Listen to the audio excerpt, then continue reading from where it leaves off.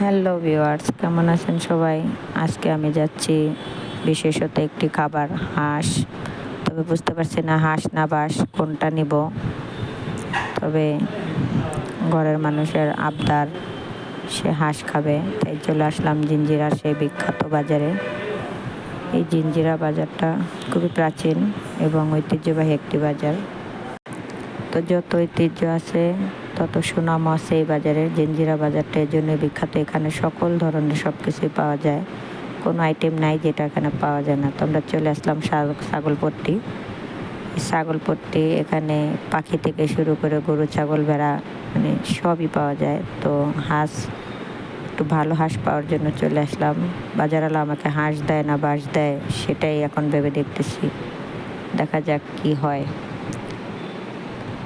হাঁস দেখলাম, দাম বনে তো হাঁস বনে না, হাঁস বনে তো দাম বনে না। নিয়ে নিলাম 2টা হাঁস, কিছু করার নেই।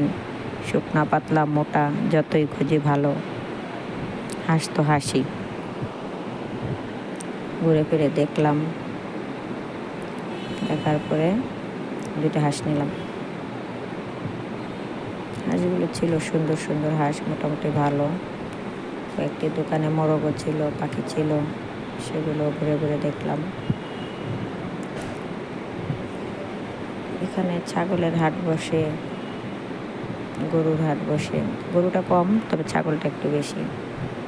তো আমরা মূলত আসছি হাঁস নেওয়ার জন্য। তো সেখানে আমাদের মূল গন্তব্য, এই জন্য আমরা হাঁসের কাছে চলে আসলাম। বেচে 2টা হাঁস দেখতেছি, দেখি কি ধরনের হাঁস পাওয়া যায়। কারণ হাঁস তো হাড্ডি শুকনা, একটু বেছে নেওয়া লাগে। ভালো না হলে এগুলো আবার খেয়েও শান্তি নেই। বাছা দেখা দেখির পরে ঠিক করা যাবে, নেওয়া যাবে কি যাবে না। কারণ জিনিসের সাথে দামের একটা সামঞ্জস্য রয়েছে। 2টা নিলাম হাঁস, চলে আসলাম বাসায়।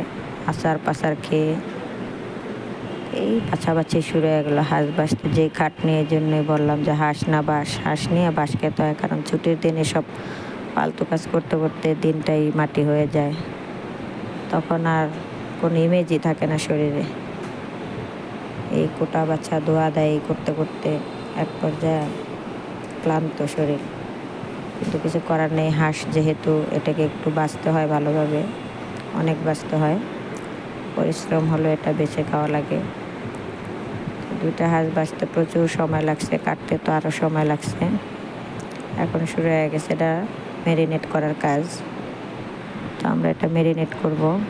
ম্যারিনেট করার জন্য এখানে আদা রসুন বাটা থেকে শুরু করে যত যাবতীয় মশলা আছে সব দিতেছি একটু একটু করে, কারণ একটা ছাড়া অন্যটা পরিপূরক হয় না।